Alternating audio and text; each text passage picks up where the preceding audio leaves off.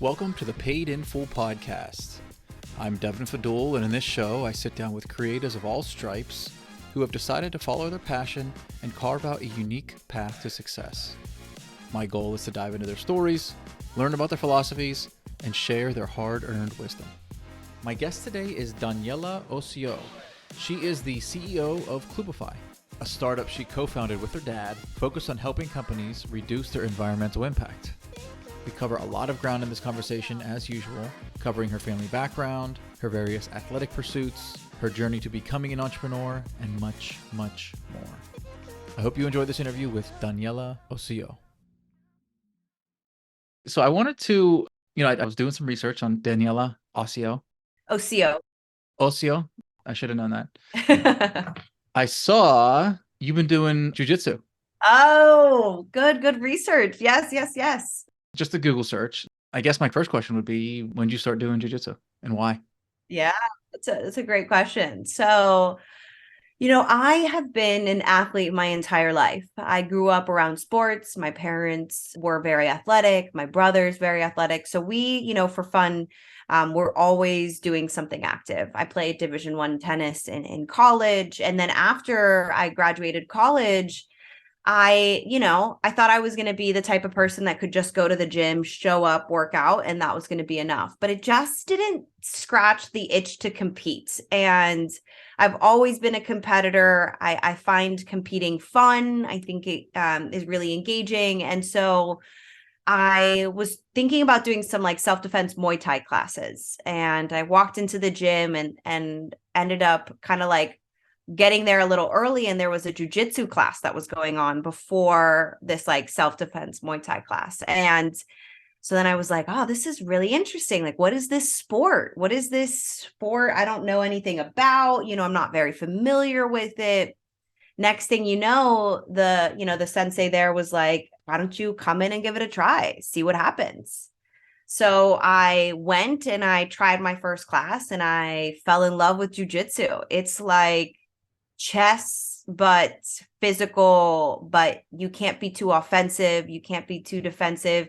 And I got to scratch the itch of like competitiveness because you are rolling and competing. And then next thing my personality was like, all right, well, let's actually start competing in this. Like, let's actually, do a couple competitions. Next thing you know, I'm in tournaments, traveling, competing against world champions, doing super fights, doing a whole bunch of other things. And it all just stemmed from showing up early to a kickboxing class. And so the pandemic kind of put a little pause on that. I haven't been able to go to the gym in a while, but I'm really looking forward to getting back out on the mats and rolling, probably not competing at the level that I was before, given, some time constraints starting a company. But I strongly recommend jujitsu to anybody. Brazilian jiu-jitsu is one of a kind, especially if you're a woman, because of the style of defense that you learn. It's really great as a female to know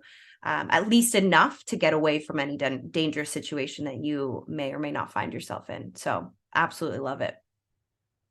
No, that's awesome. My best friend's two daughters do jujitsu.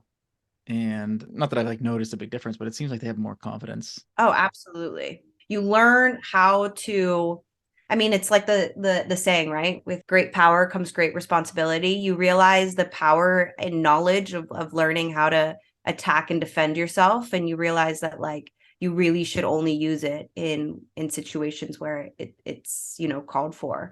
But it gives you a confidence that you can walk down the streets and at least have a little bit of knowledge that you can defend yourself, protect yourself, and can get away from serious situations. But highly recommend it, especially if you're a woman. Mm-hmm.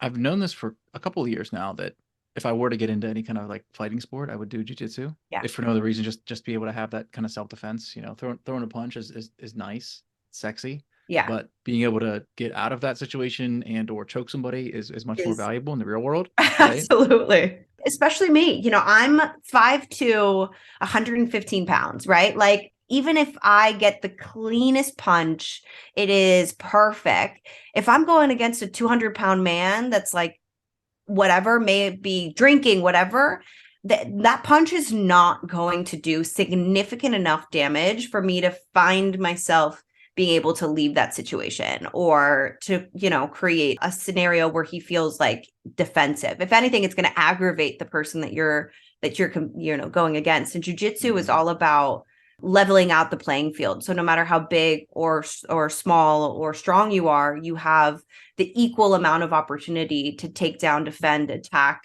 And so in that perspective, that's why, especially I say for women, it's just so important. Have you ever had to use these skills in the real world? I've been in a couple situations where you find yourself, you're like, if I don't leave the situation, this is going to be a bad place to be.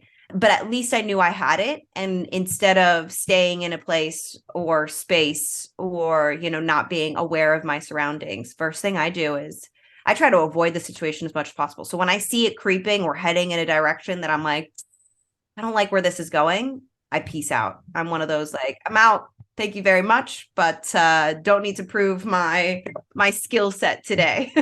Mm-hmm. You mentioned tennis. I can't remember if we talked about this when we first met, but I play tennis.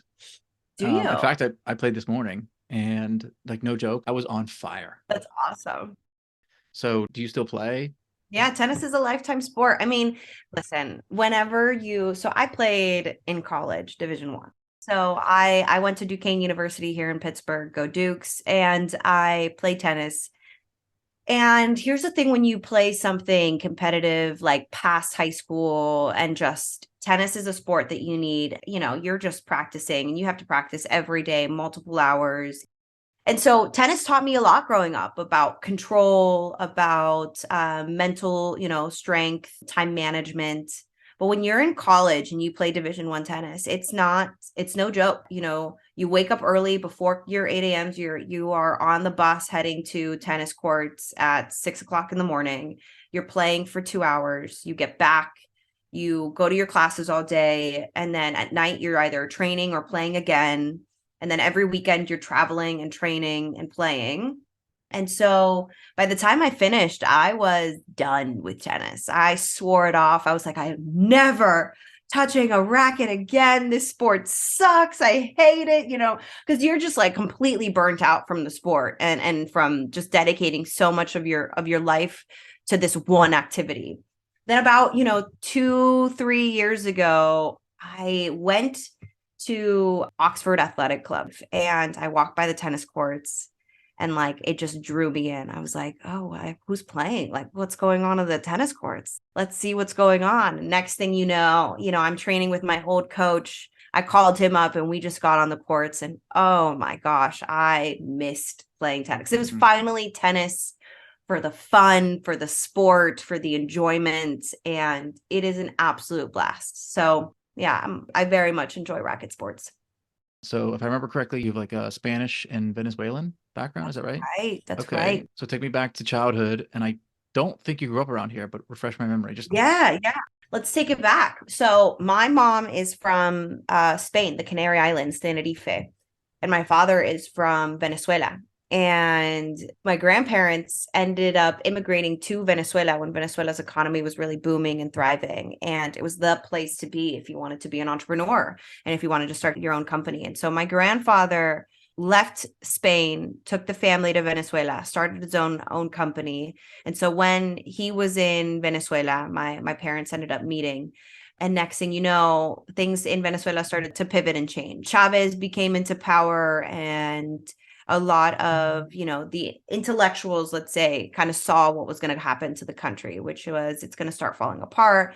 And so my father ended up immigrating here to the United States to get his master's in mechanical engineering, and then always wanted to then further his education and get his PhD, knew that he wanted to go to Carnegie Mellon University because Carnegie Mellon is, one of the top universities in the world. And so next thing you know, he ended up getting his doctorate from Carnegie Mellon University. And fun fact, his thesis is one of the most cited theses out of the School of Mechanical Engineering. I'm going to butcher this, so if you want to get the actual thesis and read it, go ahead and Google Ignacio Osio, and you'll find a Google Scholar on him. So anyway, so he immigrated here, ended up starting to look for a job. We ended up moving to Puerto Rico. We ended up moving to Venezuela, back to Pittsburgh. Then when I was, young, we ended up moving to Germany for my father's work as well. So I lived in Leverkusen, which is where I learned how to speak German, and where we really started playing tennis, where I started kind of my tennis journey was when we lived in Germany. Stayed there for a couple years, moved back to Pittsburgh. My parents at that point said, it's time for us to not move around as much. Let's stay in one place for a little bit. So I ended up doing high school here in a little north of Pittsburgh. Then ended up on my own, also kind of moving around the country, lived in Delaware, lived in Philadelphia, Rome, Italy for a while, did a study abroad there.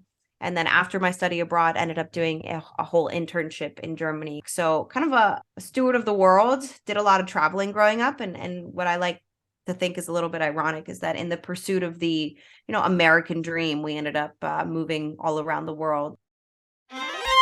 Hey guys, just a quick break to let you know this podcast is sponsored by my company, Adda Financial. You hate personal finance, and rightfully so. Let Adda handle the boring stuff, like investments, student loans, and insurance, so you don't have to. To learn more, check out the link in the show notes or go to addafinancial.com. Now back to the show. And so it's been a journey. And the whole time, when we were moving a lot, tennis was always a place that I felt like it was a safe space where I could, train, focus, make some friends, because being, the new kid at every school all the time, a little bit different, a little bit strange. Like there was just nobody that looked like me, and definitely no one that had the background that I did. At that point, I was speaking 3 languages, taking a 4th, playing tennis, doing all these other things. And so I didn't necessarily fit in right into what was traditional in the mold wherever I was going. But tennis was always a place that I could be kind of in my safe space. So it was, tennis was always a place where I could go. It was my retreat. If no one invited me for weekend activities, that was okay, because I had my own full weekend of training and athletics and everything. So it taught me a lot. And next thing you know, I am working in Parkersburg, West Virginia. Once I graduated college, I ended up working for DuPont, and my job was to schedule lines of manufacturing at a manufacturing plant. And based on demand and production, letting them know like when we're doing maintenance, hard hats, steel toe shoes, the whole 9 yards. So it was definitely an experience fresh out of college to go there and do that part of a rotational program. It's a little bit of my background. I have a younger brother. He now just recently graduated med school. So it was a really great experience to see my father was able to hood my brother during his, doctorate graduation. So it was a nice full circle to see. Wow. I mean, a couple of incredibly accomplished children. My parents, they're proud. They're proud immigrant parents.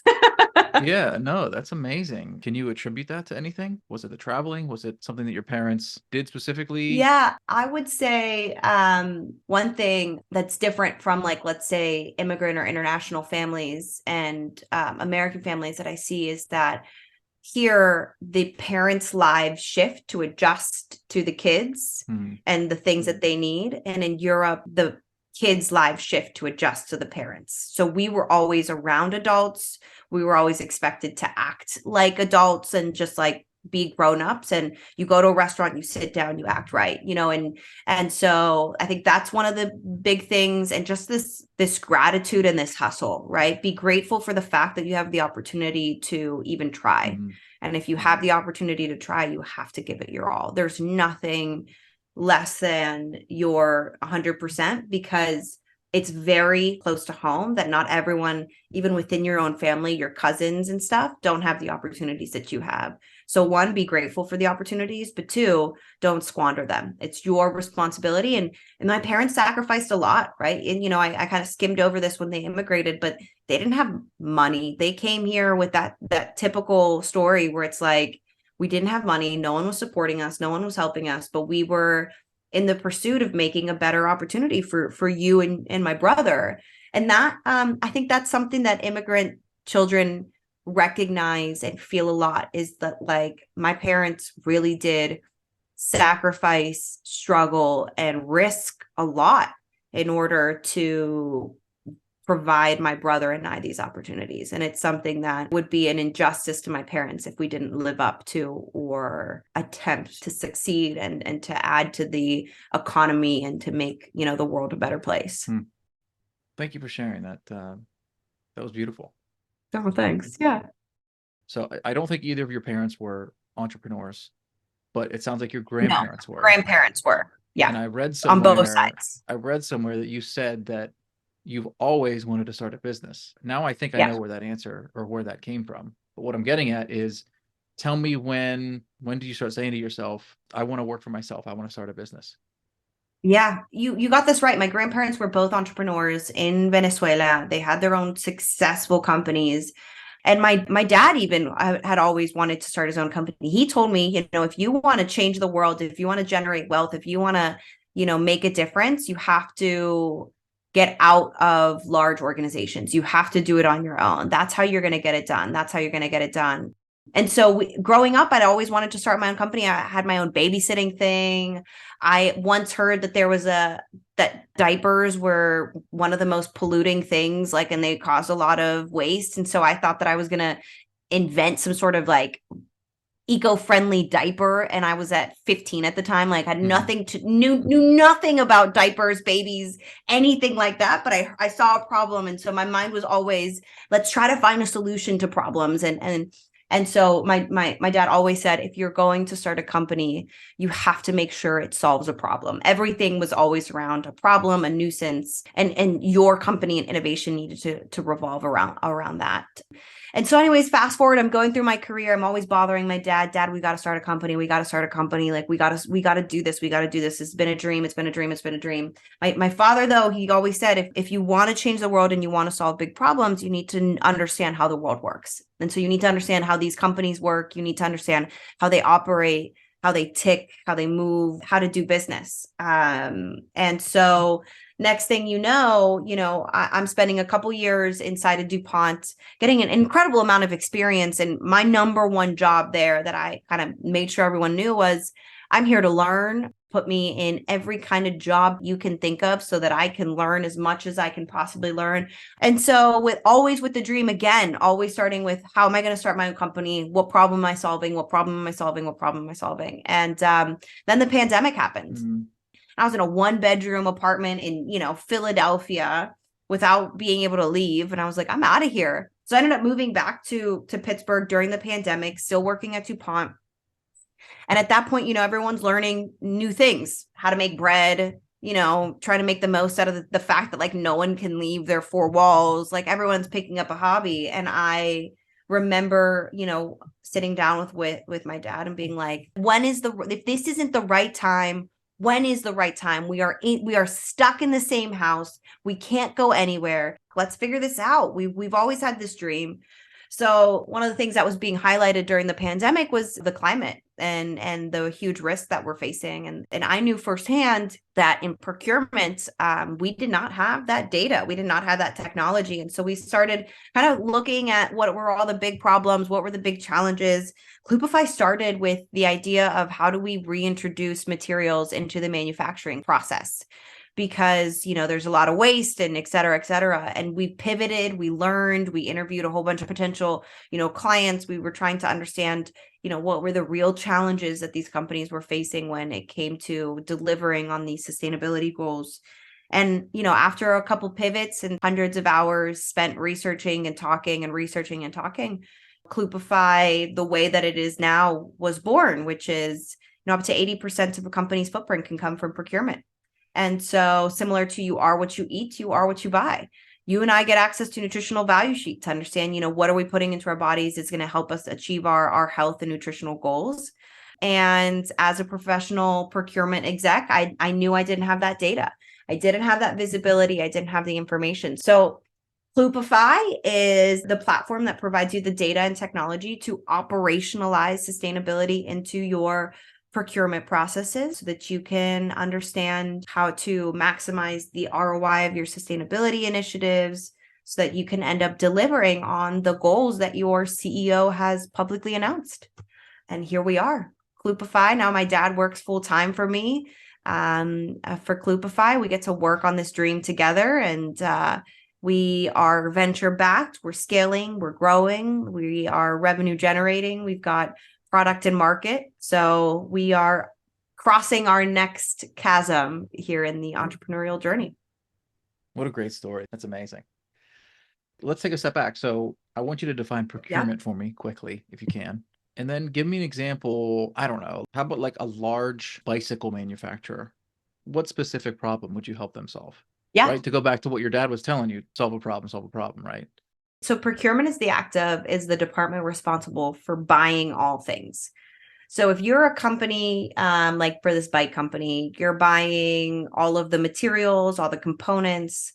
You're also buying any IT services, marketing services. You're buying any logistics services so that you can move the products when you buy them so that they can get to your assembly, to your manufacturing location, and ultimately, depending on who's responsible for logistics, that you can ship this to your end consumer. So let's say you're a bike company and you have arbitrarily $1 billion in revenue. You're a big, manufacturing bike company. You understand that consumers are now requiring sustainability. They will actually pay a premium for sustainable products.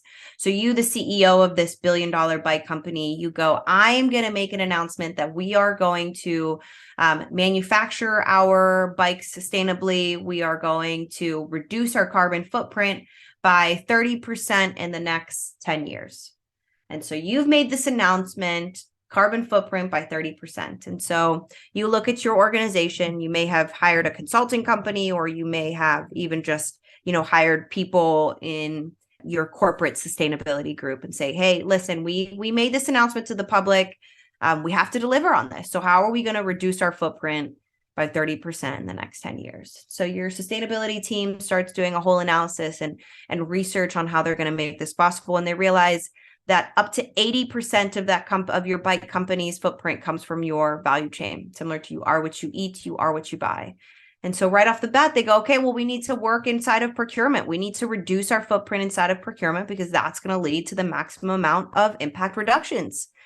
So CEO goes to Chief Procurement Officer, who is responsible for all things procurement, and says, CPO, you're responsible for delivering on 60% of this goal. CPO goes, great. How am I going to do this? Where do I start? What is my baseline? How do I engage my team to tell them where they should focus and et cetera? And so that's where we come in. We take a look at every single line item of spend of this bike company. We run it through our algorithms, map it to environmental databases, internal and external databases. And so what we do is we start off by saying, okay, CPO, here's your baseline. Here's where you're getting started. Here's where your environmental impact is. Now let's identify your hotspots. So what suppliers and what commodities are driving the most amount of your carbon footprint? Because that's where we're going to get started. And so then they get started and they say, okay, now we know where we are. Now we know who we're going to focus on and what commodities are driving the most amount of our footprint. So where we're going to double down on our sustainability initiatives. Now let me tell my entire team where we are, where we're going, where they should focus on, where they should set those goals. And let me start engaging with my suppliers because they're the ones who are ultimately going to, need to implement better practices. You get to claim that you are buying more sustainably and reducing your footprint. So then we take them through the entire journey of connecting them with their suppliers and getting supplier specific information. So that as a bike company, you can say, what's the difference between buying tires from Goodyear versus buying tires from company C, right? And you can say, okay, well, what's the environmental difference of the two of them? So as you're working through your procurement processes and historically as procurement professionals or buyers, we've kind of just evaluated two main criteria when awarding and negotiating contracts. It's price and quality. Two big things. But now that the CPO has made this announcement that we're going to, reduce our footprint, it can no longer just be price and quality. It has to be price, quality, and sustainability. And so we give them the data and the visibility to integrate it, that third decision-making factor, but also make it part of how they do business. So when they're negotiating contracts, they've got the data they need to set the goals, to evaluate the different options, to create priority lists on who should they engage with, How do they benchmark against others? All the way to supplier relationship management, where now you've set the goals, it's in your contract. Now you got to make sure your suppliers are delivering on those goals. So how do you track your suppliers? How do you make sure? And then how do you report to your CEO and say, hey, look, we reduced the footprint of the company by 30% by buying more sustainably. And now your CPO can go out to the market and say, we did not lie. We told the truth. Buy from us. And what you're seeing is that sustainable companies, a study by McKinsey shows you that sustainable companies have about 6 to 9% higher profit margins. So it isn't just about doing what's right for the world, but it's about making more money. It's about outperforming your competitors. And so we enable them to have that data and to make it part of how they do business. Are these typically like one-time engagements, or is it an ongoing relationship? Yeah, ongoing relationship. Because as you can imagine, right, once you know where you're going, it's still a journey to get there. You're not going to go from 0 to, oh, we're perfect. You're going to have different maturity models. You're going to have different phases of integrating this data, this information, these types of decision making throughout the entire process.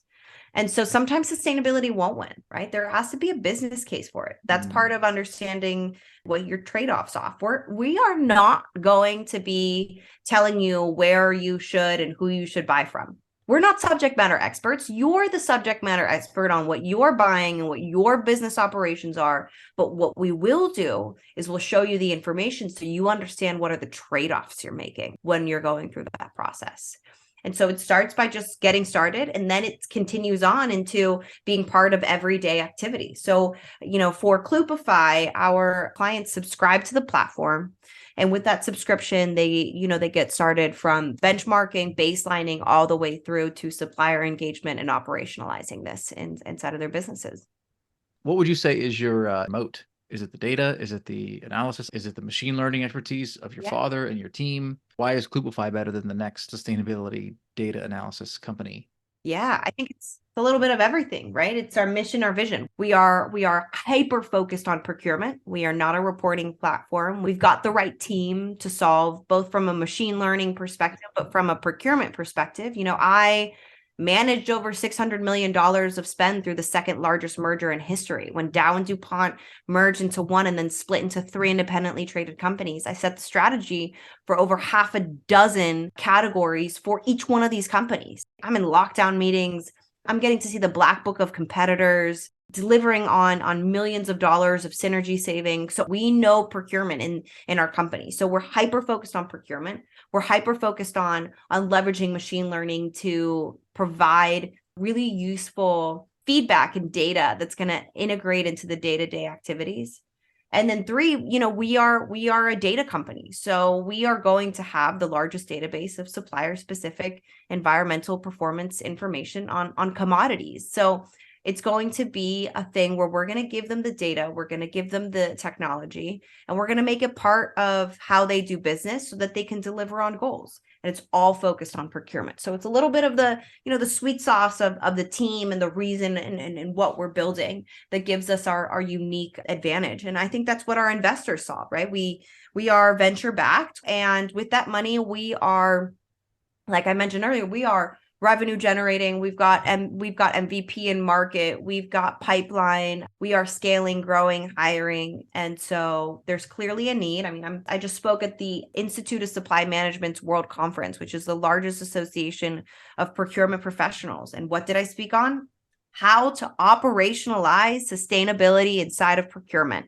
It's one of the, top 3 things that every chief procurement officer in the world is talking about, because their CEO is looking at them and saying, you, chief procurement officer, need to deliver on this goal.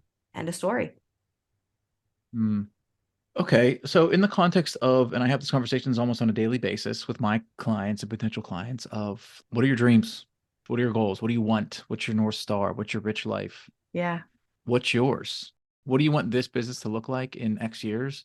What do you want your life to look like? Have you done that kind of mapping exercise? Yeah. I mean, you hit on a couple points, right? We've got what do I want my professional life to look like, but then also what do I want my personal life to look like? So I am getting married this year. So this is a, very exciting times, building a company and getting married both at the same time.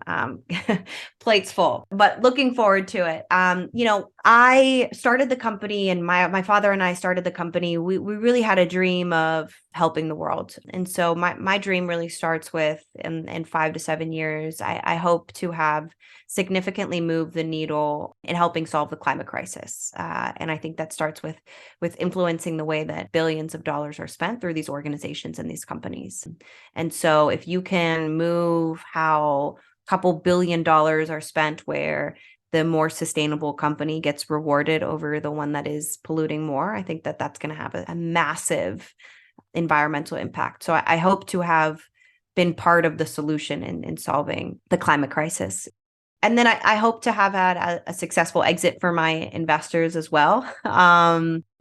And then on a personal note, I'm excited to get married. I, like probably many, am excited to start a family, with my fiance as well. And we are looking forward to raising kids around family and doing all that fun stuff. And hopefully with the successful exit, also being able to support my family in Venezuela and just help them get out of the situations that they're in and really just elevate a community as I go around with it. I always say, it's not just about me winning, but it's about us winning. It's about an entire community being elevated throughout the success of what I'm doing, the same way that my parents' success has elevated their children and their siblings to be able to have more opportunities. I hope to do the same, but we'll see. I'm just hyper focused on delivering on this startup and making sure that it can reach its maximum potential, and then also just finding time to enjoy the sweet things about life, which is just family, friends, happiness, curiosity, adventure.